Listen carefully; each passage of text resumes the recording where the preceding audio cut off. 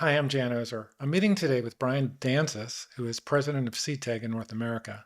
Seedtag is a contextual advertising company that enables brands to engage with customers within their universe of interest on a cookie-free basis. This is going to become increasingly important if and when Google actually deprecates third-party cookies. Thanks for joining me, Brian. Thanks for having me here. So we'll get into the nuts and bolts in a moment about how your service works, but at a high level, your service matches advertisers with contextual content that will attract viewers that they want to market to. Is that correct? Hey, it's a great summary. Seedtag is an advertising platform that leverages AI to generate audiences based on contextual signals. Our commitment is to provide to a privacy-preserving advertising that captures consumer attention in the exact right moment of interest. Okay. And contextual, as I kind of alluded to in the intro, it's becoming more important because of privacy concerns, but also because the loss of third-party cookies. Are there any other reasons that advertisers might want to adopt cookie-free advertising? Yeah, I think the signal loss due to cookie deprecation and privacy are probably the primary drivers. There's been a lot of talk, of course, of Google further delaying or at least making some changes to their policy around cookie deprecation. But survey after survey that we see that signal loss will continue as people choose browsers that don't already have cookies built into them. Safari, DuckDuckGo, Brave, Firefox, there's tons of them, right? As well as consumers taking more control over their privacy. And that's not just the dozen or so states that have privacy laws on the books, but folks using private relay or VPNs or other ad blocking software. So those are not to be dismissed. Those are two very major drivers. But the third piece I believe is that brands and advertisers are looking to get much more nuanced in how they think about their audiences, right? No longer can we put consumers into these broad buckets, which often rely on stereotypes, right? Age and gender has been one of those primary audience targeting tactics for decades. And now, when you look at the briefs of these brands, they want to align with their values and their ethics and key cultural moments. So that's where context really comes in because you're not making necessarily this assumption about what someone would be interested in based upon these very high level characteristics of them, but truly what they're interested in that moment, what they're consuming and finding valuable. And that's that right moment in time that we believe drives, and we've seen the results that drives better results. Okay, so we're talking to a streaming media audience. So what is your acquisition of Beachfront, or how does that fit into this the context that you're talking about? Yeah, so we're really excited about Beachfront. It's been about 4 months now that they've been part of the Seedtag family. And we found a lot of synergies in our companies, in particular as it relates to our ambitions in CTV. So, Seedtag started out focused primarily on contextualizing the open web, desktop and mobile. And CTV, of course, is one of the fastest growing ad channels, not only in the US, but around the world, LATAM, Europe, where we have a significant presence. So Beachfront in particular was interesting given their direct connection to dozens of premium publishers. And in working with those publishers, right, and we now have this easy access to premium supply that we can then help contextualize along with our knowledge of the open web and just extend that to our partners in a very omni-channel way by providing them those insights on audiences and that content and delivering again the right message in the right relevance and improving the user experience and creating a more sustainable and effective digital ecosystem. Okay, so let's get into the details of the service. What exactly are you providing to your customers? I'd say we break that across three different pillars, right? And first and foremost is strategic planning.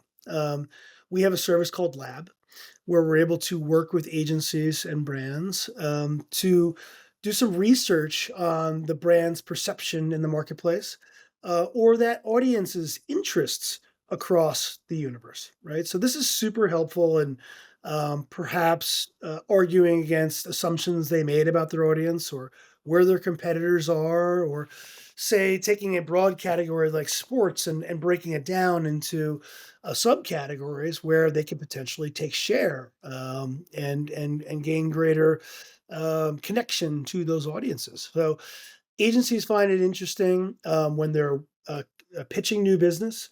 Brands find it really interesting when they're trying to understand where they should be focused with audiences. It may even change their entire outlook before they go to market. The second piece would be, of course, media activation. This is what a lot of what we do, and of course, again, that acquisition of Beachfront gave us that direct connection to publishers.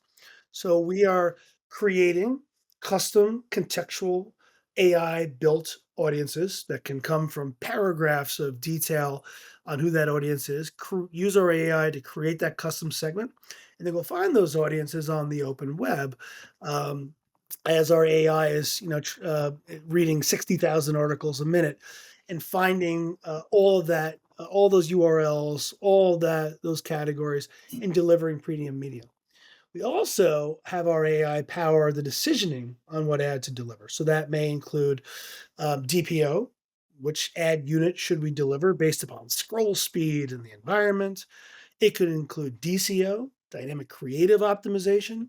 And we have an example of how we've used generative AI as well to do that DCO based upon the environment. And then, of course, other types of optimization techniques to drive advertiser outcomes, brand lift, etc. And then the third piece, which I'm really excited about, is offering the analytics and the insights mid and post campaign. So I don't want to just show people, where they've run and what happened, but we were really focused on that next best action. What do we do with that, right?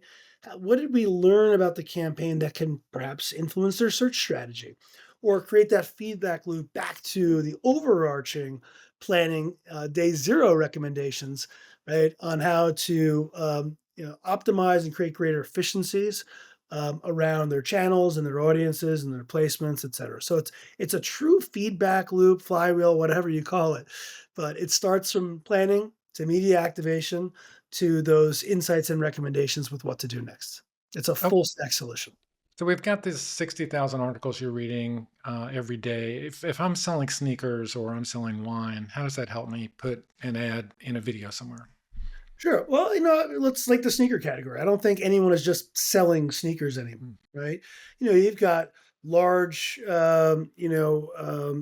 producers that again have very articulate brand ethos, right? So think about an advertiser that says, "I've got a consumer that is concerned about the environmental and social impact of the activewear industry," right? A super popular category right now.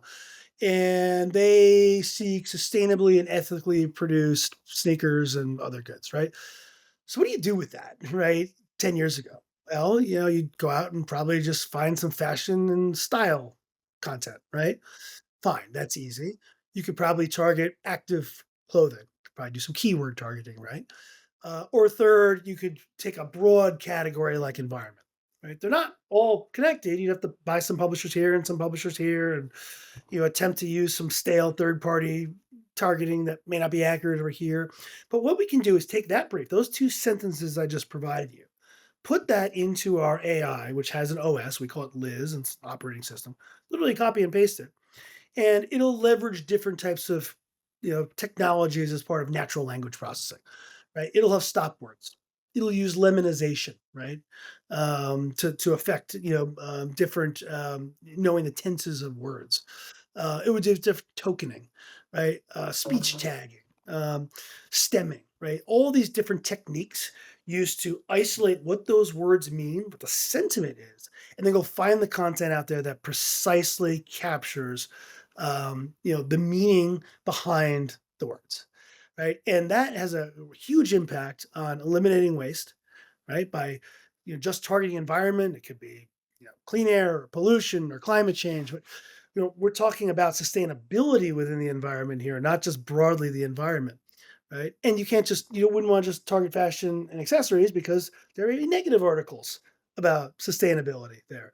So again, the AI, right, for a very practical sense, is able to make a very creative, nuanced, zero waste way in which you can connect precisely what that brand is looking for with what that article is talking about and what therefore the person reading that article is interested in. So with video, I guess it's more complicated because, it's not something you can easily read. How does that work within the beachfront environment? And, what information do you gather about videos that allow you to target those videos back to your environmentally conscious sneaker buyer? Yeah, it's a good point. On the open web, we are absolutely doing visual analysis using computer vision. We're able to look at a pixel and frame level analysis, look at the recognition of celebrities, objects. We classify over 2 dozen sports, break it down to almost 700 different categories. And that has a number of different aspects, practical implications, not least of which is brand safety, right? The visual aspect of the open web is super important. Now, for CTV, we're not necessarily scanning videos right yet. I think that's kind of the holy grail. A lot of folks are looking into, and I haven't found a company that's been able to do it yet.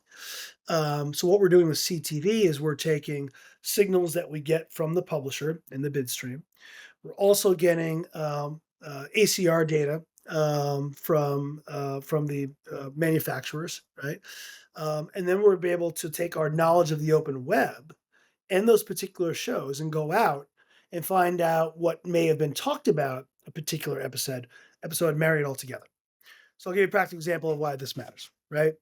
The Bear, right? One of the top shows of the summer, season 3, right on FX. It's a cooking show, or is it a love story? Or is it a travel show? Or every episode there's something crazy happening. Maybe there's a guest celebrity or a chef going on there. Which is it? Every episode is completely different. And you're not necessarily going to get that information in the bid stream or in even the content description. But what you can find out on the open web, and that's what Liz goes out and does, is able to analyze all the people talking about that episode, right? And tagging that particular episode with different appearances or different themes or storylines, etc. So we're combining this commingled data set of knowledge on the screen, geolocation, a little bit we do get from the publisher, as well as what we find in the open web to create these more detailed view of that show. And then finding like-minded shows, right, with which we can go find those audiences.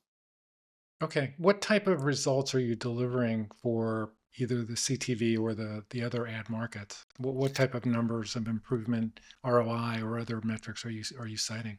Yeah, there's a number of different ways we look at that, right? The classic way is probably just brand lift studies. We just put out a study a couple of weeks ago with Omnicom Media Group in MENA, and this is an interesting one because we actually, because Liz is natively trained in a dozen languages, including Arabic. So this one was super interesting, where we ran essentially a test and control study in Saudi Arabia to see what the lift of contextually targeted ads versus the baseline was. And we used Lumen to measure attention as well as brand lift. And we found a 3.5x increase in brand lift in that region. Closer to home, I'll give you another example where we had a brand that wanted to improve association with the brand values of sustainability and innovation and drive uplift across brand awareness and consideration among key B2B drivers, right? So this was an objective of ours to go out and leverage Liz OS to build that strategy for them, deliver the media tactics, and again, provide those insights and analytics. The other interesting that we did is we debuted our generative AI optimization technique for this as well, because we really wanted to see in the different environments how could we enhance the base creative to those key audience tactics around sustainability. And this time we used a company called Realize, which I've known for years, and they measure attention, but they also are able to measure emotion, right? And think intuitively, if you think about the decision making trail or how you ultimately influence people, right? First, it's got to be viewable. Then they have to have an attention. Then you want to drive emotion, and emotion. If all these things happen, that should drive awareness, intent, consideration, buy it, right? All the way down to the bottom. So here with Realize, we really wanted to see what the impact generative AI had. And we had some really impressive performance there. Generative AI enhanced creative outperformed the base creative on a 16% uplift in attentive seconds, which also translated into an additional almost 10 seconds of viewer attention and 21% attention and view through rate. In terms of the emotional resonance that we're able to drive, it hit a likability score of 4.18 versus the base creative of 4. And then facial reactions, the base creative received 76% more reactions, which drove overall likability. So, we nerd out on these measurement studies because it ultimately proves what we intuitively do believe that finding someone in that right moment oftentimes trumps who you may even think they are. Focus less on who you think they are and more about what they care about, and you can drive better results. Okay. What programmatic happens within the RTB real-time bidding environment, and most of the ad purchases are happening that way. Where do you fit into that structure? You talked a little bit about Beachfront, but what about your other services? Yeah, sure. So we want to make it easy for our partners to transact with us. So that's either through a traditional direct IO fashion, or probably about 2/3 of our business today is partners activating through PMPs. So we essentially provision those custom AI-driven contextual audiences, provision them in a PMP with our publishers, and they can then access those segments and that inventory through that curated PMP, and then apply whatever data they want on top of it. It can be their own first party data. It could be something else that's in the DSP, and then they can optimize that as they see fit. So again, we want to make it easy, and we want to transact the way people want to transact. But of course, there's pros and cons to everything. There's things that we can do in some versus others. But we are really trying to flatten the playing field there so they can make the best decision for what they want to do. Okay. And you talked about this a moment ago, but you're also providing contextual dynamic creatives. Tell us about what those are and how effective they are and how they work. Yeah, sure. So that's the decisioning process, right? That we understand in real time how the user is behaving. If they're scrolling quickly or reading much more slowly, will determine what type of placement to run, right? It could be something that sustains on the screen longer. It's something that could have more interactive elements in it. We have over 100 custom built creatives that our design studio offers as an added value service to our customers. And then again, based upon the different audiences, we can optimize what that creative is in that piece of content, right? It could, if it was an auto advertiser and they were interested in reaching families and it was family-like content, we can use generative AI to enhance the environment with which that car looks, and there could be a family scene behind it, or if it's in more, outdoor adventure, action sports type content, there could be a mountain behind it or something like that. If it's a Father's Day message, you could have a father in the background. So we're looking for way, and we're finding more advertisers now are kind of getting past the initial hesitations around generative AI because we have humans in control. We have a very strict approval process. So some of the optimizations happen manually. The true adjustments to or automatically. A lot of those other kind of enhanced generative AI techniques, we have humans looking at a full approval process from clients, and we're finding more and more people open to leveraging that because again, it creates more of an organic environment. And when you do that, you improve the user experience and also drive better results. Okay. Has that been adopted over to CTV yet, or is it still static ads? We do have some new interactive CTV ad units coming out soon. We're testing them in a closed environment right now, but we're very bullish on the future of shoppable ads, interactive ads, ones that are engaging but not interruptive to the CTV experience. Okay. And we focused on the advertising side so far. How does Liz or how does your service help publishers? I think publishers are really interested in what we're doing for a couple of reasons. One, many publishers still get lumped into very broad categories, and it's difficult for them to get out of that, right? News is a good example, right? Some advertisers say, "Oh, don't want to be in any news at all."